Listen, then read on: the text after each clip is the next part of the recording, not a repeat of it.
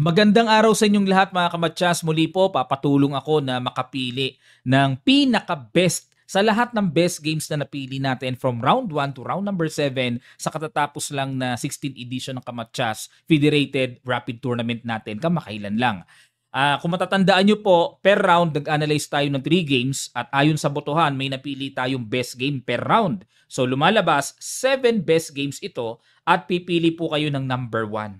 I-replay ko uli tapos isang linggo lang mga kamatyas, bibilangin ko na po yung inyong mga boto sa komento. Halimbawa, round 1 yung akin. O kaya, ito po, round 4 yung akin. Round 5 naman yung akin kasi puro best games na to eh. Pipili lang kayo ng number 1. Okay po? So, pili kayo. Ang i-comment nyo lang round 1 hanggang round number 7. Isa lang pong round ang pipiliin nyo. Sa palagay nyo ay talagang yun ang matimbang na bibigyan ng $200 ng Internet Chess Club para sa award na best game talaga ng 16th edition Kamatyas natin. Bahala na po kayo mga kamatyas ha. Simulan natin sa best game ng round 1. Black dito, si 13-time Philippine Champion Grandmaster Joey Antonio at ang kalaro niya ay taga sa amin. Ayan, bata pa lang to pero nag-aaral po ito in progress na si Carlos Daniel Manipon. Okay, kaya tingnan natin kung talagang napalaban dito si GM Joey. Nag D5 Karokan at nag Knight C3 capture. At sa mga nagtatanong dyan, ilang taon na ba yang si Manipon? Ito po ay 13 years old lamang, mga kamatyas. Batang-bata pa, no? Okay?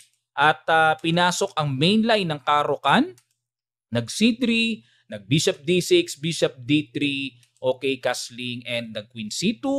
O ayun, no, para targetin ang Pawn H7, Rook E8 check, Knight E2 at nag G6 para mapigilan yung threat.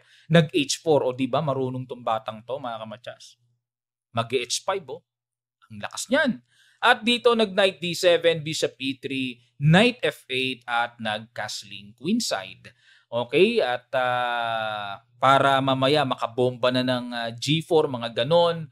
Kumbaga malayo yung king at ang tendency aatake talaga ang white sa king side pagka ganito po ang castling na pormahan nasa kabila, no? Queen C7 at dito nag H5. Ganda ng position ng puti Nagagandahan ako kasi pang-atake kaagad eh. At dito nag B5. Okay?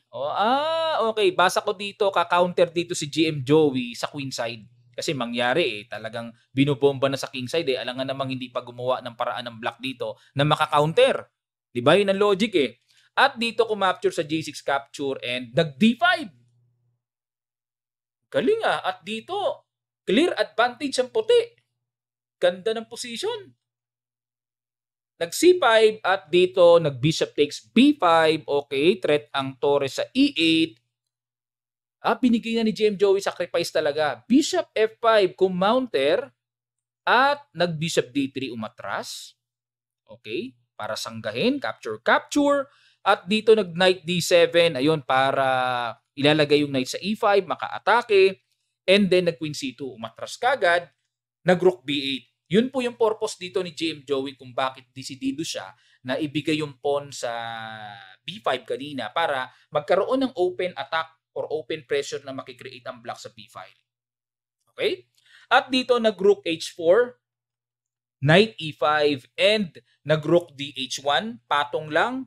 Ang ganda pa rin ng atake. At dito po, kitang-kita sa evaluation bar, decisive advantage na ang batang ito. Lakas ni Daniel nag-F4. Ayun! Itong F4 ang nagpababa ng evaluation bar. Okay. So dito po ang consistent move kung nakita, perfect ay C4. Ayun. Oo nga, kasi po ang nakikita ko dito, baka mamaya maka C4 ang black and then Knight D3. Yan ang nakikita kong malakas sa paparating Kita nyo rin ba mga kamatyas? So, C4 and then Knight D3. So kaya dapat ang best move dito ng bata ay C4. Yan ang dapat. Para maging matibay talaga, no? At wala na yung C4 ng black. By the way, shout out po sa Carmona Estates Chess Club and Carmona Chess Club. Yan. Kasi isa po sa players namin or pambato namin sa Batang Pinoy itong si Daniel eh. Ayan. Malaki future ng batang ito. Alright, balik tayo dito sa F4 and then nag-knight C4. Ayun! Queen takes! What? Ang galing ah! Wow! Grabe yung sacrifice ng batang ito. Pero nakita ni GM Joey ang perfect defense. Grabe itong batang ito. Nakakagulat. Ano po ba laman ng sacrifice na yan? Pag kinapture po kasi ito po, may check.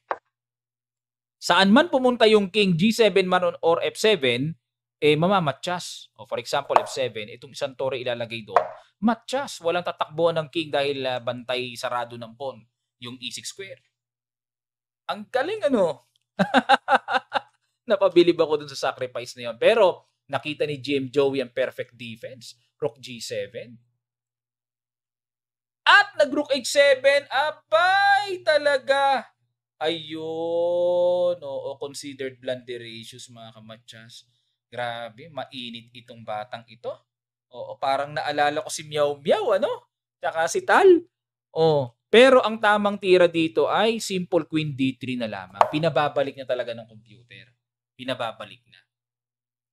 Yan. Para kahit papano, equal pa rin ang evaluation bar. Pero dito mga kamatchas, balik tayo sa sacrifice dito ni Daniel. At, ayun, capture. Hindi kasi makasabayan dito mga kamatchas hindi makacheck doon Kung dito lalanding, mati talaga. Paano kung sa F7? Pag chumek kasi may harang ng tore. Ayun po yung diferensya. Okay? Balik tayo. Kaya minabuti na lang or pinili na lang ni Daniel ang capturein yon. And then bishop takes and then rook takes b2. Yun nga lang po ay lamang ng isang pyesa na. Ay hindi, lamang? Capture, isang tore, nga. Knight d4 and bishop takes f4 check at nag-resign na po si Daniel Manipon. Pero ang ganda ng pinakita niya, napabilib ako. Tapang niya. Grandmaster, ginaganon niya. Diba? Kumbaga sa ang tindi pag sa board. Walang respeto talagang kahit GM, sakripisan. Galing Maraming salamat po sa inyong panonood ng best game ng round number 1. Ito naman ang best game ng round number 2. Ito naman ay laban nila International Master Conso Jr., Black, at white naman si Jeremy Marticio, ang varsity player po ng Lyceum Manila. Okay? Nag-E4, E5, Knight F3, Knight C6. Nag-scotch opening. Scotch opening po tawag dito Knight F6, kumapture sa C6. Ibig sabihin, magbi-bishop D3. Ayan, ganyan po ang linya. Kasi dito ay meron kasing line na nagda-knight C3 lang. Okay? At hindi naman makaka-bishop D3 dito, madidisconnect ang pagkakadepensa ng knight. Kaya ang ginagawa po dito ay kinakapture muna yung knight bago mag-bishop D3. Suportahan yung pawn sa E4 at ready to castle na. At nag-D5. Ayan. Siyempre, para mabuo ng maganda ang sentro ng black. Okay, kinakapture yan. Capture, castling. Bishop E7, magka-castling na rin ng black. At nag-rook E1, castling, and nag-H3. Ayun, para proteksyonan ang G4. Especially, meron kasing mga linya dito mga kamatsas na nagku-queen F3. Umaangat. Para walang mga tusok-tusok ng bishop sa G4, ini-H3. Nag-H6 din naman, pasingaw na rin. And para hindi malandingan din ang bishop sa G5, nag-B3. Ayun, B3, B3. Tingnan natin. Isang game na lang po ang naka-record dito. Pero super GM pa rin ang tumira ng B3. Bishop F4 at dito po talagang nawala na sa talaan ng aklat. Yun. Kasi ang naka-record pa dito ay Bishop B2, tinira ni Super Grandmaster Mobsession kontra kay Super Grandmaster Van Forest. Ayan, second ni Magnus, Ayun.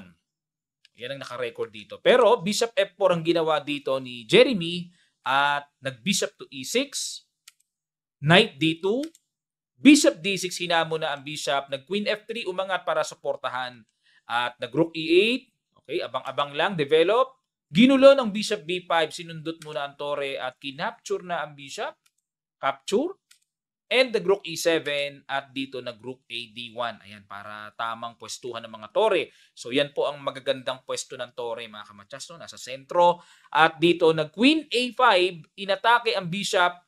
Okay, parang syempre double attack lumalabas. At dito nag-a4, okay, para maisalba yung pawn, depensado pa bishop. At nag-queen c7, hinamon na ng queen to queen, tinanggap naman ni Jeremy. At ito po ay talagang maliwanag na endgame battle na. At nag-G5. Pero kung titignan yung evaluation bar, equal eh. Diba? Tingnan natin ang gapang ng candidate grandmaster. Kasi alam nyo naman ng mga master, hindi ko mo equal, hindi napipilitin. Wala nang pilit-pilit kagaya ni Magnus, di ba? Lagi nagpipilit. So it's a matter of confidence, no? Brave heart and endgame technique. Nag-bishop d3, okay, kakapturin yung knight, obligadong umilag at nag-rook e1, nag-f6, atake sa knight. Iwas at nag-rook e8 para depensahan ang hanging bishop at nag-bishop f5. Okay, pin, syempre pinatungan pa ng isang tore, capture, at kumapture, rook e1. Ayan. So, pero dito po ay binibigay ng black, evaluation bar ay slightly better for black. Bakit? Kasi mas aktibo yung knight eh. Tapos parang nakikita ko nga dito later on, mas malapit yung king kumpara sa white king na makapunta sa sentro. Okay, kaya slightly better lang naman. Nag-king f7 at nag-king f1, knight e4. Okay? Rook d1 and d4. Nag-knight d2, knight d6. Rook e1 palit, f5 at nag-f3. Yan, para di na makabalik yung knight sa e4. Ayan mga kamatsas, no? Pag-aaral sa endgame ito. Endgame foundation ito. Rook e3. Ayun. Para sa akin, good move yan. Malakas na tira. Kasi, imagine niyo po, pagka kinapture yan, capture, syempre may tempo attack pa sa knight, tapos susundan ng f4, which is very strong. Magiging, sementado ang pawn sa e3 pag nagkataon.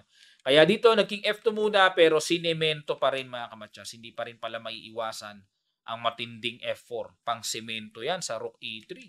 Nag-rook e2 at nag-h5, knight f1 para talagang piliting mapaalis na yan, and then nag-rook c3, king to e1, nag-c4. Ayun, napakagandang plano ni IM Conscio para basagin niya yung queenside pawn structure ng puti at ma-weaken, kumbaga.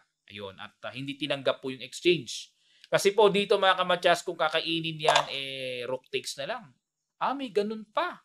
So rook takes c4 or knight takes c4. Pwede rin yung knight f5 eh. Yun, pwede rin palang pahinugin muna yung pawn c4. Pero knight takes c4 and rook takes c4 ay lamang ang black. Balik tayo. Nag-rook e5 at nag-rook takes pawn dahil iniwanan nga ng tore, pero kaya po ginawa yan para makipagsabayan na si Jeremy. Naghahanap na rin si Jeremy ng ng mga pasabog, gulo-gulo, counter-attack. Kasi pagka nanatiling nasa loob, passive, walang mangyayari pag mag-iintay lang. So, naunawaan ko po yung side ni Jeremy dito na naghahanap siya ng mga gulo-gulo talaga. Ayan, G4, okay.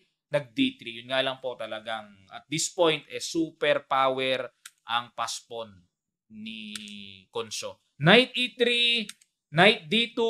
Ayan, syempre, hindi pwede pong capturein ha. Pag kinapture kasi ito, imagine niyo naku po, dalawang pawns na yun nandyan. Talagang totally dangerous yan. Knight D2 and Rook C1 check at nag-King F2. Ayan, imagine niyo po, isang check na lang dito, matchas, kung wala ang knight. Kaya ang ginawa ni Conscio ay inatake muna yung knight sa D2. Ayan, and then nag-check. Okay, King D5, Rook H5 check, and then iwas, Knight B3 check, pinuntahan, dinikitan yung Knight, King to C3, at dito po ay nag-resign na. Ayan, yun nga lang, naglalag na yung aking computer. Ayun. So, King C3, threat sa Knight, and ito ang pinakamalaking threat dyan, yung pamatchas. Okay. Maraming salamat uli sa panonood nyo ng best game ng round number 2. At ito naman ang best game ng round number 3. White naman dito si candidate Grandmaster IM Michael Jaco Conscio Jr. Ayan. At black naman dito si GMG Gerald Ferriol. Ang ginawa ni Jaco, nag D4, Knight F6, C4, E6, Knight F3 at ayun. Pinasok ang ayun. Naku, naalala ko nung ako'y bata pa dito. Inaral ko sa puti ito eh. Kung tawagin ay Botvinnik Gambit, no? Semislav. Nag E5. Ayan. At H6. Naku, maganda tong laban na to. Bishop dito. Dito kasi, binigyan ng bad move yung bishop dito ni IM Concho. Dito kasi, ang talagang linyado, yung bishop H4, yan ang pinapasok ko dyan eh. Ayan, no, nung bata ako, paborito kong aralin to, yung hahabulin ng G5 kasi nakapin na nga eh, di ba? Hahabulin ng G5 yan. Tapos yung sinasacrifice ng knight dyan, no? Tapos kakapturin, capture, knight BD7, tapos pwedeng capturein, meron ding linyang G3. Ayan, oh, ito yung linya na to, mga kamadyas, oh. Nung bata ako, naalala ko eh. Suyod na suyod ko yun eh, pero ngayon, ewan ko. Dahil tayo nagkakaedad na, nakalimutan na. Pero itong bishop dito ni IM Concho ay interesting. Pero yun nga lang, binigyan ng bad move kanina yan. Ngayon, wala na yung bad move. At slightly better sa black. Yan. Tingnan natin. Knight D5, Knight E4, Knight D7, B3. Yan, para basagin na yung matigas na pawn structure. Bookline pa rin. Capture. 8x B3. Ayan. Dito, tanggap ng puti na 1 pawn down talaga, mga kamadyas. Pero, ang kapalit naman yan, nilagyan ko na ng arrow. Mainam na control ng puti sa A-file. May pressure sa A7. Tapos, weak ang pawn sa C6. And then, meron din kailangan bantayan ng black na D6 and C5 squares. Tapos, pag yung bishop nakalagay na sa D3, yung diagonals papunta sa king side, napakaganda. So, sapat po na masasabing compensation ng puti sa isang pawn na binigay. Okay po? Ayan, balik tayo. And nag-bishop E7. At yan naman ang novelty. Nilagyan ng bad move. Bad novelty lalabas. Dahil ang old line na nakatala pa sa libro, may tumira na ang rating ay 2272 ang rating. Ayan, A5 ang tinira. Naganap noong 2018. At ang resulta ay tabla. Ayan. Pero itong bishop E7, new move. And nag-bishop A5. Sinundutan ng bishop. Knight B6 and then rook C1. Threat ang pawn sa C6. And nag-castling lang. Kinargahan. Depensa, kumbaga parang imbis sa depensahan yung pawn, kinaslingan lang. Pag kinapture kasi may tempo bishop B7, ang habol na lang dito ng black ay mabilis na developments. Kaya kumbaga parang na-realize ni Ferriol na yung pawn sa C6 ay ibigay na lamang. Pero hindi pa rin nakuha sa ganun si IM Concho. Nag-bishop D3, mas importante sa kanya ang developments. Nag-bishop B4 check, capture, at nag-bishop B1, nag-A5. Ayan, para iparamdam na ng black na meron siyang extra pawn. Pagagapangin yung pawn na yan. Nag-G4, yun lang. Yan ang matindi, mga kamatyas. Interesting. Hindi nag-castling, G4 pa. Abay, malupay sa. Nag-knight 6 D5 at nag-G5. H5, okay, para ma-maintain na sarado yung position at hindi mabuksan, lalo na nakapag-castling na dyan. Nag-knight F6 check dito si IM Concho. Aba. Napabilib ako sa tira na yan starring knight F6 check. Wow! Sacrifice at kinapture ni Gerald. Capture. Yun nga lang, ang kapalit po ay napakatinding. Naku po, andyan pa. Naku po. Hindi ba parang kung tawagin nila yan, hubad na hubad yung king dyan? Knight F4. Okay. Parang malaking delikado kagad. Unang tingin pa lang, parang delikado na. Pag queen D2, atake sa knight and tagos doon ang napakalakas na rumaragasang atake, mga kamatyas. Grabe pala. Okay, nilagyan ng depensa yung knight para talagang yung knight ang makakapagpalak. Okay, kasi queen na lang ang kulang tapos na laban eh. Okay. At nag-queen C2. Sinilipan naman ng ganyan. May ulo, may buntot. Threatening Matyas doon. At hinarangan ng knight. Ayun, dito mga kamatyas, natumbukan na naman ni Jaco ang napakatinding brilliant move na gustong-gusto ng computer engine. This time, papasil ko sa inyo, sa ilang sandali lang, tutuloy kagad natin. Start.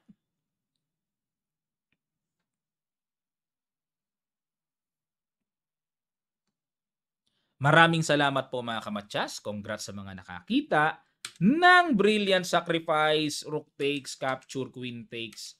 At dito po nag-Rook A7 para makover ang 7th rank dahil mamatsasin na talaga. And nag-Queen H6 check, King G8, at nag-King to D2. Ito na po ang paparating na super deadly Rook G1, pamatsas ang Black King, at nag-Knight takes F6. Kailangan na pong ibigay ang pyesa na yan. At kinapture lang. At dito po kumapture. Rook G1 check. And the Rook G7. Ayan. Aha. So ito po pala isipan ano. Almost nandyan na eh. Almost nandyan na. Pero mga kamatsas ang evaluation bar nakakagulat. Equal pa rin pala. Ibig sabihin, eksakto rin ang ginawa dito ni Gerald, no? Bishop H7, checking F7, kala ko kinapture na yung pawn. Check muna. Ha? Okay. Kasi po kung magkiking E7, oo, may Rook takes G7. Wala na. Lalabas one piece daw ng black. Kaya ginawa ni Gerald ay talagang nakipagsabayan na pong nagpa-queenless. Ayan. Tama naman ang decision. Kahit pa paano, may laban-laban yung ganito kumpara dun sa kanina. Okay, so ito po, ayan, no? Ang nga lang, napakahirap kalaban. Reyna yan eh. Mahirap kalaban talaga. Oo, mahirap yan. Daming galamay. Ubos. Napagtitempuhan. Simot ang mga pawns. Ayun, check doon. Ganon, no? Tibay, oh. Wala na. Kumbaga, uy! Grabe yun, Ha? Lupit nung check na yun, Kinain lang. Kasi kung mag-king takes, meron pong Queen F3 check. Kuha yun. Ngayon, tore pinang-capture, ganun lang. Kasi kakainin na rin kasi yung pawn no? Sige. Takes, ganon. Control. Maraming salamat po sa inyong panonood at pagkatsaga ng round number 3 best game. Ito naman ang best game ng round number 4. White dito si IM Paulo Bersamina at ang black ay si IM Chito Garma. Nag-E4, E5, Knight F3, Knight C6. Scotch opening ang pinasok. At kinakapture talaga yan. And nag-Bishop C4. Ayan, medyo may pabitin mga kamatsas pero mapanganib po itong bishop na yan kasi nagbibigay kaagad ng pressure sa F7 yan eh. Nag-Knight F6, develop lang, and nag-E5 at kailangan po talagang sabayan ng D5. Yan talaga ang theory dyan mga kamatsas. Otherwise, kung iba ang gagawin ng black, ay talagang madidelikado yung F7. For example, yung Knight ay bumalik, may delikado na yan eh. Kung di ako nagkakamali, masyadong dangerous na yung line. So, ito talaga ang pinaka-perfect na dapat gawin para maka-counter sa bishop. At nagbi-bishop B5 talaga yan, Knight E4 pasok and Knight takes D4. So may pressure po sa Knight, nakapin. And nag-bishop D7, kinapture-capture, nag-castling, and nag-C5. Ayun, para atakihin ang Knight. Nag-Knight B3 at nag-C6 para naman depensahan yung pawn D5 at nag-F3. Ayan, para pang paalis na ng Knight. Knight G5. At dito nag-F4, hinabol ng atake and nag-Knight E4. At dito nag-Knight C3. Ayun, hinabol. Ayan, ito medyo hindi ako familiar sa Knight C3 line. Pero nakita ko na tong ganitong line eh. Nag-F5. Ayun, pinatibay ang Knight sa E4. At yan po ang lumalabas na novelty of this game. Pero yung novelty na yan, kitang-kita po may question mark at nilagyan ng bad move ng Stockfish computer. At ang old lines kasi dito ay Knight takes C3 at Bishop F5 para patibayin lang ang Knight. At kung sa computer naman, ang gusto ng computer ay Bishop F5 line. Ayan, okay. Pero dito nag-F5 si IM Chito at nag-Knight takes E4, D takes E4. Ayan, dito po kasi mga kamatsas, pag F kasi ang pinang-capture ay mayroong F5 na paparating which is very strong for white. Bukod sa Queen H5 check na paparating ay meron pang E6 o kaya F6. Naku po. Ito yung sinasabi nating delikading ang posisyon at kalagayan na ng black pagka hinaya ang magkaganyan. Kaya dito na puwersa si IM Chito na D pawn ang ipang-capture at dito nag-bishop e3. Ayan, develop. Okay, threat ang pawn c5, nag-c4, pasok ang knight, takes. Ayan, dito medyo nakaabala no, sa black kasi hindi makapag-castling, bawal po yung dadaanan ng king naka-threat. So may abala sa black at nag-bishop e6. Ang intensyon ay makipag-queen to queen. And of course, ayan, umiwas, chumek muna, g6 and nag-queen h6 para pumasok ng mga kalikalikot na mapanganib at nag-queen to a5. Ayun, tinirect ang bishop. Bishop d6 lang and nag-castling sa queen side. Ayun, dahil wala na nga pong pag-asang mag-castling sa king side. Sa queen side na lang kahit papaano mailayo yung king and then ma-activate yung tore. Yun nga lang po, syempre, may kinoconsider din tayo kahit na nakapag-castling ang black sa queen side, tingnan nyo naman po yung shield.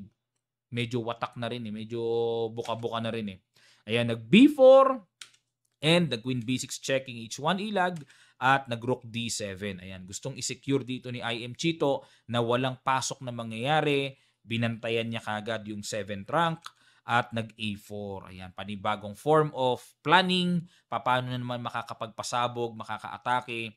Dahil dyan nga nag-castling sa queen side. So yung a4 and b4 ay dyan talaga bubomba para magkabukasan. At dito nag-rook d8 and then nag-b5 at dito ay nag-rook b7 and nag-queen to h3. Ayun, para ang plano ay pupunta dito sa c3. Maaring ganon.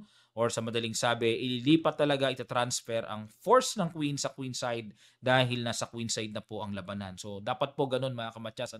Nararamdaman natin kung saan na ba talaga yung tema ng laban. Yung portion ng atakihan. So, doon natin dadalhin ng puwersa natin. Okay, kaya panibagong maneuvering na naman yung queen h3 ay pagka-transfer ng queen sa tamang pwesto.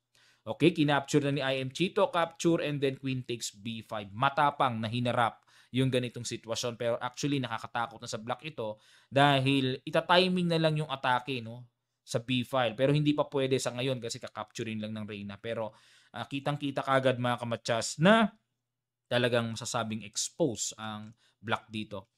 So nag-queen e3, tineret ang pawn a7 at dito nag-rook d7.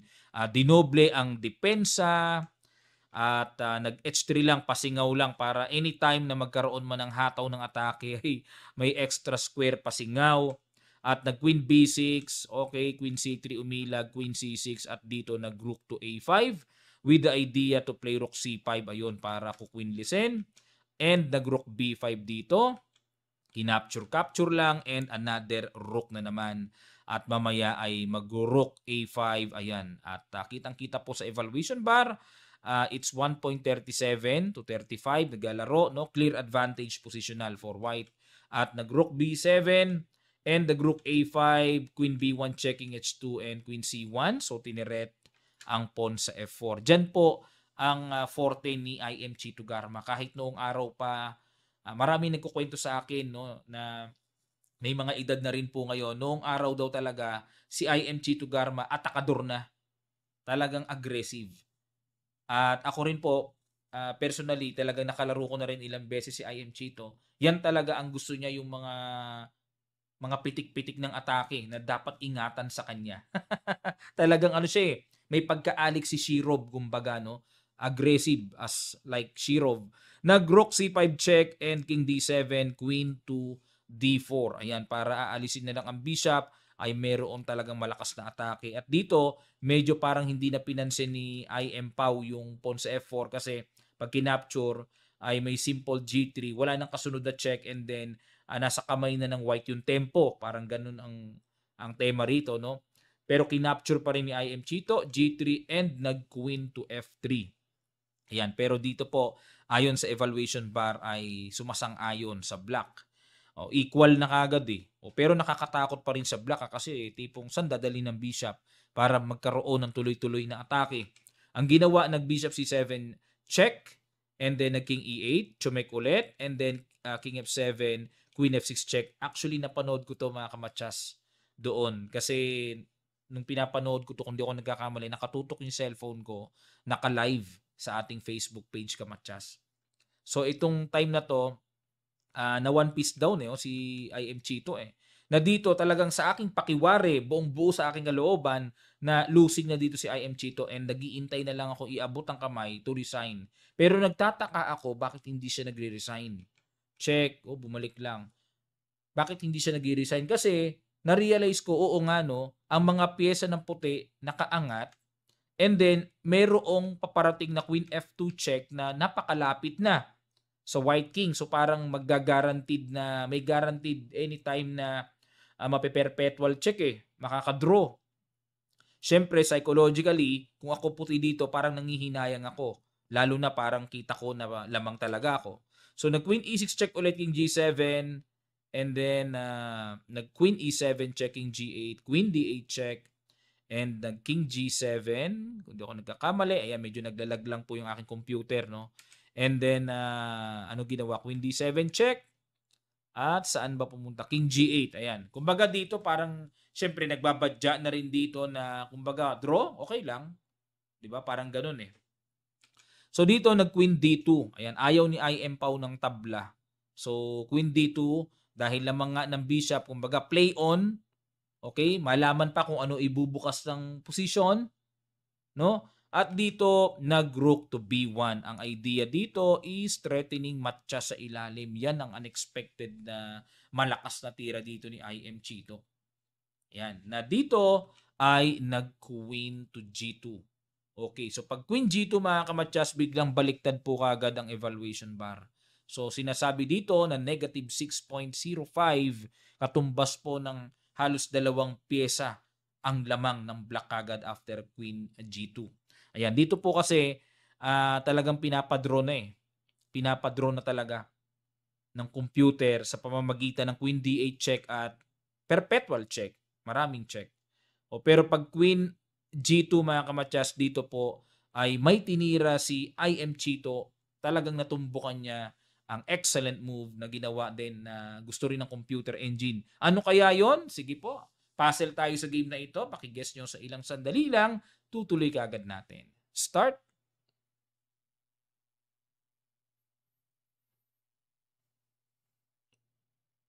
Maraming salamat po mga kamatsas. Ito yung magandang ginawa. Rook E1. What a deadly move mga kamatsas. Grabe ka-deadly. Kasi mag-rook E2 na, iyan po ang napaka-tinding pangyayari dito sa position na to. Grabe, no? Ito yung paparating, yung rook E2. So, ang ginawa po dito, kinapture-capture, yun nga lang, ang tanong is papaano naman aawatin yung F2, F1 queen na paparating. And the rook takes, F2, rook F4, F1, bigla pong bumaliktad ang position. Mahiwaga talaga, chess talaga. Mahiwaga talaga. Yun, sabay ganun. At dito po ay nag-resign na si IM Pau. Grabe talaga ang chess, no? Kaya sa chess talaga, kahit na winning ka na, at kahit na anong laki ng lamang, no? Isang mali lang mga kamatsas, pwedeng bumaliktad gagad Ayan, at natatandaan ko na sa short time control na sila nung time na yan. Ayun. So yun pala ang gusto dito ng computer, ang accurate pala dito is i-perpetual check na kung saan mahirap po talagang gawin yon. Kahit ako sa puti nung pinapanood ko, parang di ako makakapayag na itatabla lang ng ganun-ganun lang Kasi lamang nga ng isang pyesa Pero talagang wala. Kahit na lamang ng isang pyesa, pero yun talaga ang hinihingi ng position to save the game. Abay, maraming salamat ulit sa panonood ng best game ng round number 4. Ito naman ang best game ng round number 5. White dito ang ating bagong Grandmaster Daniel Quezon at ang kanyang kalaro ay si National Master Giovanni Mejia. Nag-Knight F3, Knight F6, G3, ayan, fianchetto system, approaching, King's Indian fianchetto na po ang tawag dito mga kamatsas, castling, Knight C3, Knight C6, at ito yung tinatawag na Pano variation. Yan, isa rin po sa paborito kong linya against fianchetto system sa white. Pag King's Indian, yung Knight C6, pinapasok ko talaga yung Pano na yan. Pero this time, nag-E5 naman si Gio. Ayan. Gio po kasi ang nickname ni Giovanni Mejia. Dito po, ang tinitira ko yung line na A6 and then Rook B8. Yan ang madalas kong ginagawa dyan. Pero itong E5, book line pa rin, pero hindi ko masyadong gamit. Okay, kumapture sa E5, Knight takes E5, Knight takes E5, D takes E5, and nag-bishop to G5. Ayun. Para ang idea po ng bishop G5, simple pero matindi rin ang threat niyan, ano? Imagine niyo queen to queen tapos talon ng knight sa D5 para may powerful pin at ma-pressure ang knight. Pero dito, inunahan na ni Gio ng capture queen to queen and nag C6 para yung D5 ay masecure and masolid niya yung control dyan sa gitna. At nag-knight A4, ayun, pupunta sa C5, lundag. Nag-H6, ayan na, sinubukan na kung kakainin pero umatras lang si Denden. At nag-Bishop E6, tineret ang pawn sa C4. Nag-B3 lang para depensahan at nag-Knight G4, ayan, para atakihin. Bishop sa E3, Bishop C5 umilag, may counter threat and nag-Rook E8 lang. H3, okay, atras lang and nag-Bishop to E3. Bumalik sa tamang pwesto at wala nang Knight G4 para yung Knight naman ang next plan to play Knight C5. Gagamit ng C5 square. At dito, nag-Bishop F8. Inabangan dito ni Gio. Mukhang kakapturin ba yung Knight pag lumundag? Nilundagan pa rin ng Knight pero nag-B6 lang. Ayun, nag-decide dito si Gio na yung pawn sa C6 ay medyo mahina. Pero dito po, kakaiba yung diskarte ni GM Denden sa B7 pumunta, no? Usually po kasi pagka ganito kinakapture na yung bishop at para makuha ng white yung positional advantage with bishop pair. O usually positional advantage pag nakuha na yung bishop pair eh. Yan. Pero dito, knight B7, pupunta ba sa D6? Okay, nag-Rook C8 para suportahan muna yung pawn, naka-threat kasi, and nag-A4. Okay. Ang plano ay to play A5. Ayan, para siguro ma-measure sa queen side and may idea na A6 din, mga ganon. Nag-Rook C7, paalis na sa knight. Nag-A5 lang. Aba, matindi po ang laman. Sacrifice knight. Pero pag kinapture ang knight, ay biti naman ang pawn C6 tapos tuhog pa ang tore. Ayan, kumbaga parang sadya dito ni GM Quezon na okay, bigay ko yung pyesa, 2 minor pieces sa isang tore, pero siguro gusto niya makapag-create din ng pressure sa queen side. Tinanggap ni Gio ang hamon, ang challenge. Bishop takes, Rook B8, capture, and then nag-Rook D8 pin, and the King G7 umiwas at nag-A6, nag-Rook D7. Ayun, kasi dito po may plano na capturein ng white yung B6 and then push. Dire-diretso nga naman. Pero itong Rook D7 kasi pag kinapture kasi knight ang pangka-capture.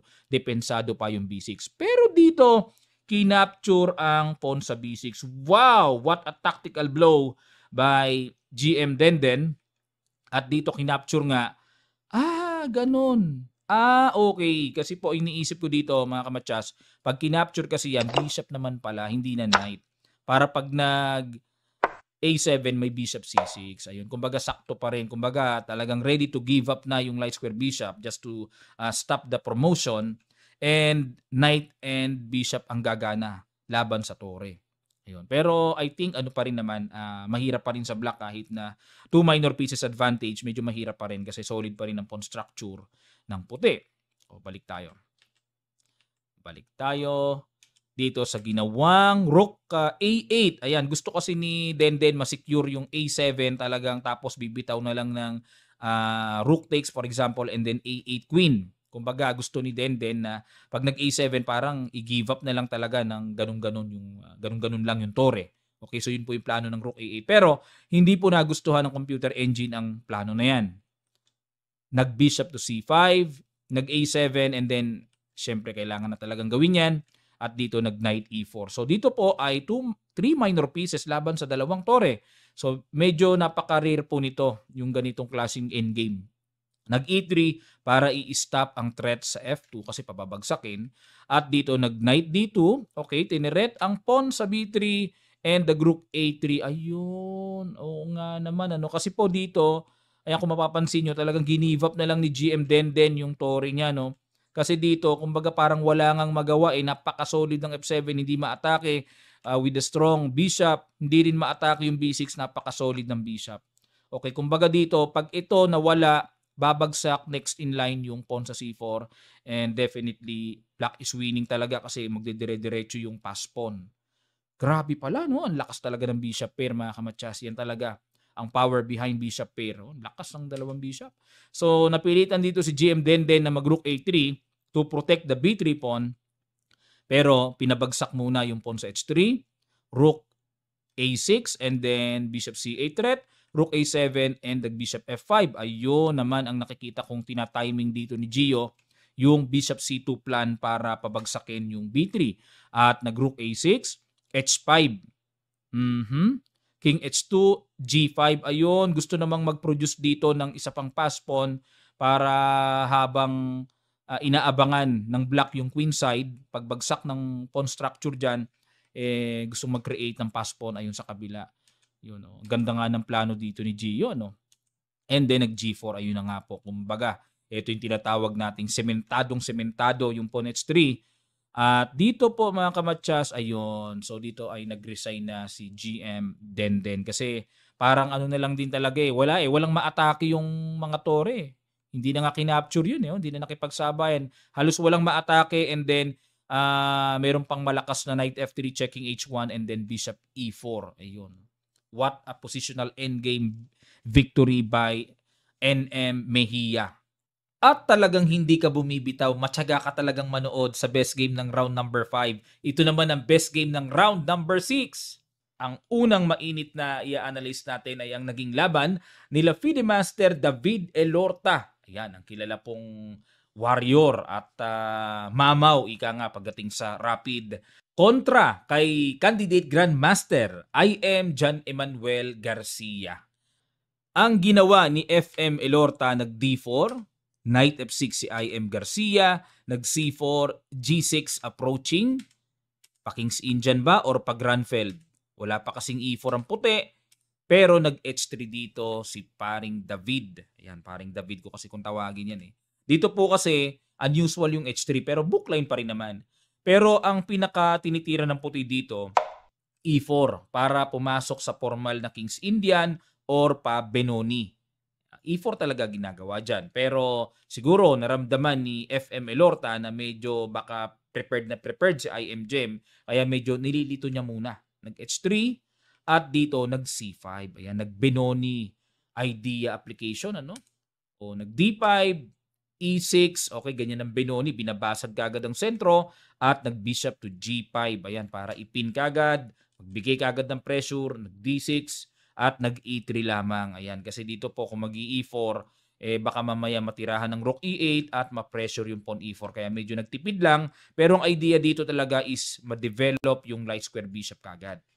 At dito nag-E5. Nag-decide si IM Gem na i-close ang sentro. Yun nga lang po, yan ay novelty, no? Pero binigyan ng bad move ng computer. Ayan, hindi gusto ng computer, stockfish ang tira na yan. Pero novelty siya. Dito po ang tira ng computer ay Knight A6 and Queen B6 lines. O yan ang mga ideas na gusto ng computer. Pero ayon po sa recorded ng laro ng tao, may kumapture na and may tumira naman ng H6. Yan naman po ang ayon sa database reference natin. Pero itong E5 ngayon pa lang nagawa. Novelty. Knight D2, H6, sinubukan kung kakainin pero umiwas lang, pin lang, maintain, Knight BD7 at nag-A3. Ayan, para mamaya ay pagka ganito po kasi magro-rook B1 yan at mag-B4 para makapag-create ng atake sa queen side. Nag-A6, ganun din naman ang intention ni IM Gem sa queen side. Basag, mag-B5, mga ganon. Bishop D3, Queen C7, okay, umiwas na sa pin and nag-king safety na castling. Knight H7, yun po yung idea ng Queen C7. Para makaiwas na sa pin, Knight H7 at ang gusto ng black dito, makatira ng F5 at maka-E4. Ayan, sa palagay ko, maganda yung black pag naka-E4 kasi makaka-move yung knight sa mas malakas na square sa E5. Ayun, okay. Nag-rook C1, ayan, amba lang din. Kumbaga, naka-ready lang dito si David na umatake sa queen side at dito nag-F5, F3, ayun, F3 lang, no? Para walang E4. Ayun, nakita kasi malakas yung E4 Knight DF6, nag-E4 at nag-G5, Bishop F2 and nag-F4. Ayan, yung ganito po kasing klase ng structure sa King's Indian ay typical. Ibig sabihin, normal pong ginagawa yan para makaatake sa kingside. Yan o, H5, G4, ayan, panahon pa nila Garry Kasparov, talagang ginagawa na po yan sa King's Indian. Nag-B4, ayan, kingside versus queenside. Pinatibay muna yung C5 para kasi nandyan yung bishop, delikado, baka mamaya magkaroon ng hindi magandang, baka ma-breakan delikado ang queenside ng black. So nag-rook B1 at sa palagay dito ni FM Elorta na makakagawa siya ng pressure dyan sa queenside at nag-H5. Ayan na nga po yung papagapang at may G4 ng paparating para magamit pang atake. Nag-Bishop E2, inabangan lang, nag-Rook F7. Ayan, ito pong Rook F7 ay Bobby Fischer's idea. Ginagawa ni Fischer yan Nagbi-Bishop F8 tapos mag-Rook G7 tapos hanggang sa makatulak ng G4. Ayan, yan po ang theoretical approach niyan. Nag-Knight A4, ayun, talagang busy si FM Elorta na talagang makapressure talaga, lalo na yung B6 Nag-Knight D7, ayan, sangga naman ng sangga si IM Garcia dahil hindi pwedeng baliwalain yung ginagawa ni FM David At nag-Rook E1, Bishop F6, Queen C2, nag-Rook G7. Ayan na nga, Bobby Fischer's idea. And then nag-King F1, ayun, kumbaga sa ininda dito ang pressure ng G5 kasi ayan na nga po yung coming, mag-G4. Babasag na nga, kaya agad umilag King F1 at nag-Bishop to D8. Ayun, para talagang dagdag, suporta sa pawn B6. And ang nakikita ko dito ay hindi lamang suporta dyan sa B6 na under pressure, kundi yung F6 square ay ibakante para sa knight makabalik kasi worst yung knight sa H7 So kapag yung knight na ibalik sa F6, may G4 basag na, ay maganda na po yan sa black pag nakabasag na ng G4. Nag-Bishop D1, nag-abang lang din, and nag-Rook B8, at nag-King E2. Ayun ang purpose ng Bishop D1, hindi lang pala abang yon kundi para makatakbo kagad immediately yung White King. Kasi pag naka-G4 na mamaya, naku po. Delikading pero G4 pa rin dito. Siyempre para makapag-create ng atake, capture, King D3. Ayan, agad na naalarma at tumakbo kagad yung King. Ayan, para makaiwas kagad. Kumbaga sa bagyo, nakatakbo kagad, nakalikas kagad. At nag-B5, ayun, dyan naman po pumunta ang basag. Kumbaga sa isip ni IM Gem, okay, dyan ka pumunta, dyan kita guguluhin ngayon. So pag B5, medyo parang malakas nga talaga. Kasi may chance na mabukas yung queen side. Knight C3 umatras lang at dito nag-Knight HF6 at nag-Queen A2 and nag-Queen A7 at nag-King E2. Ayun. Kumbaga parang hindi na malaman kung saan lalagay yung king. Sa queen side ba or sa king side na natili na lamang na medyo kalha-kalhati. Para medyo hap-hap, no? Para kasi medyo parang baka mamaya tamaan sa C4 kaya lumayo na yung king. Okay, nag-bishop to B6 at nagbabadya, naka-capture sa B4 at ayun.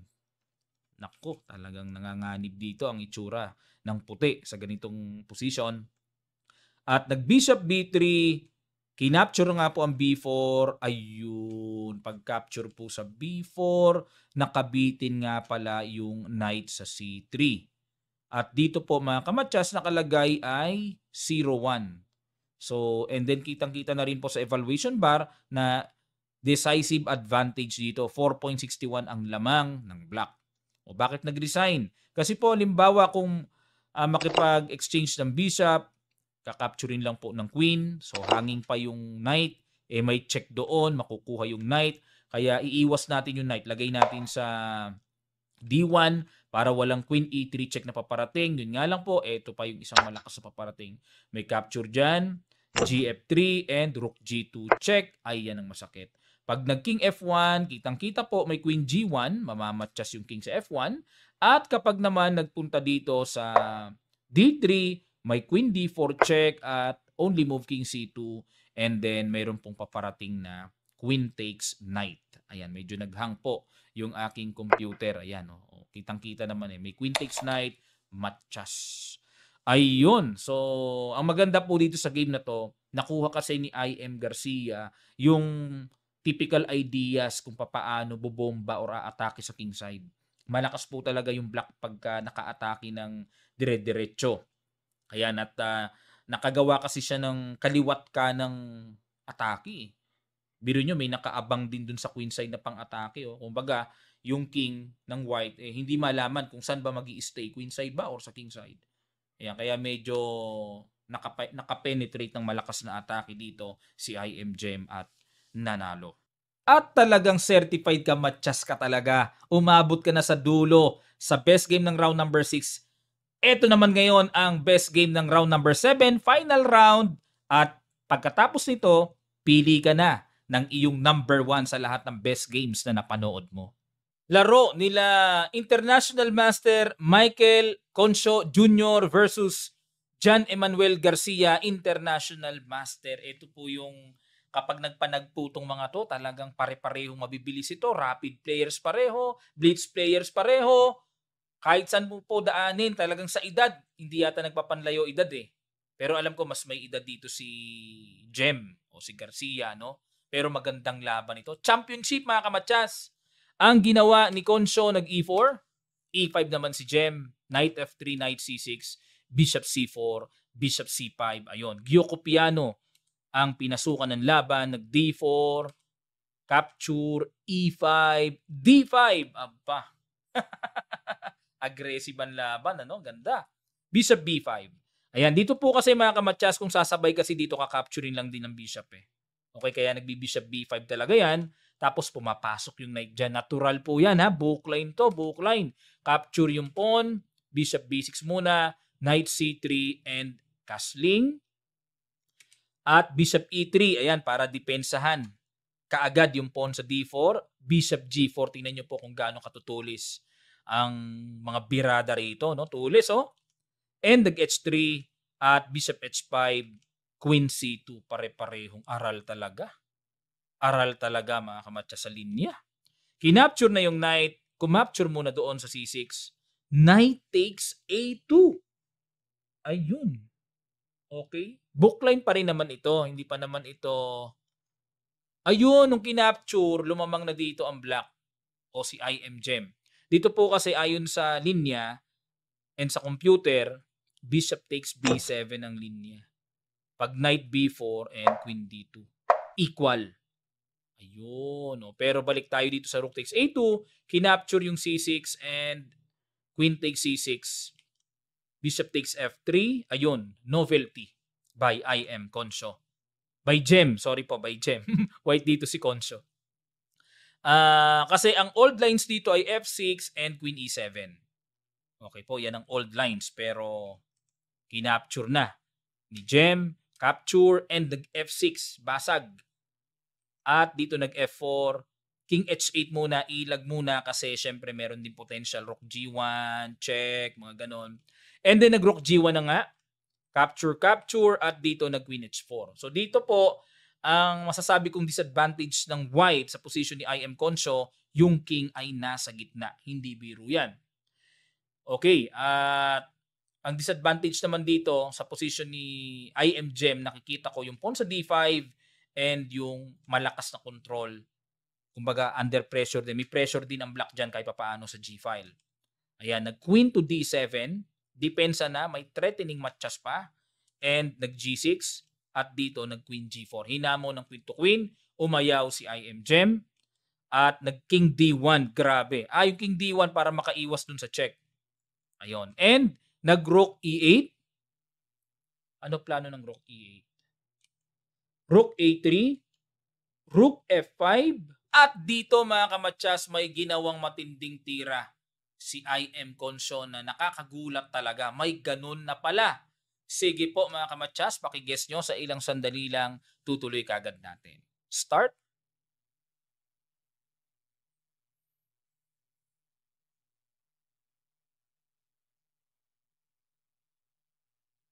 Maraming salamat po mga kamatsas. Congrats sa nakakita. Simple pero rock. Queen takes rook. May ganun na pala, sabay bishop G5. Meron palang diretsong bishop F6. Aw! Ayun na nga ang kapangyarihan ng tore sa G-file. Nakipagsabayan na lang po si IM Gem. Kasi wala na po eh. Oh. Ito na rin ang paparating. Halimbawa, umiwas para lang po maliwanag sa atin. No? Magbi-bishop F6 lang din eh. Obligado namang capturein. So, capture. So, yan po yung mangyayari. And for example, mag-bishop D4, may F7, O, rook F8 natin para makailag. Then may rook A, G3. Ayun ang masakit. Ayun ang masakit. Dahil may threatening matches doon, hindi pwedeng makapture yung pawn. Okay? And then itutuloy talaga yung check. Ano man ang mangyari, rook G8 check pa rin yan. So winning for white. Kaya dito ang ginawa, nag-bishop takes D4 na lang. So na-quality down dito si IM Gem. Quality down. At nag-B4. Ayun. Rook takes. Rook G2 muna and rook E4. Capture, capture, and rook takes D5. Ayan. So mahirap na talaga ito pagka ganito. Quality down maliwa. Ay, nahuli pa. Hinuli pa ang Torre. Ayun, doon pumunta and nag-rook E6. Rook F6 and then capture. Ayun. So it's a matter of endgame technique na lang mga kamatsas. Check, sabay ganon. Huli pa rin yung pawn. Iniintay lang talaga mag-move yun eh. And kinapture, bishop E1, rook A3, depensa sa pawn, H5, and rook F3. Ayun. So kinulong muna yung king, ano? Ayun. Dito po kasi kung kakapturing yung bishop, stalemate. So king to G6 para ready to play F5. Grabe, walang nagawa yung king, kulong pala. O wala, o sugswang. And then mag-F6 na mga kamatsas. So dito ay nag-resign na po si Gem. Ang ganda ng ginawa dito ni IM Concho. Very powerful, ano? Ayan po mga kamatsas. Maraming salamat na pagtyagaan nyo hanggang dulo, no? Lapag nyo lang sa comment section below. Lagay nyo lang halimbawa, round number 3 ang akin. O basta may round number. Bahala na kayo sa ibang inyong ko-comment kung meron pang iba. Pero yung round number, yun po yung importante sa akin. Yun ang bibilangin ko. At kung sino yung pinakamaraming bumoto sa ganong round, yun ang bibigyan natin ng $200. Yung nanalo. Mga kamatsasa, yung nanalo. O bahala na po kayo. Maraming salamat ulit sa inyong pagtyagang manood at sa palagiang pagsuporta mga kamatsas. Magkita-kita pa tayo sa mga susunod pang chess updates.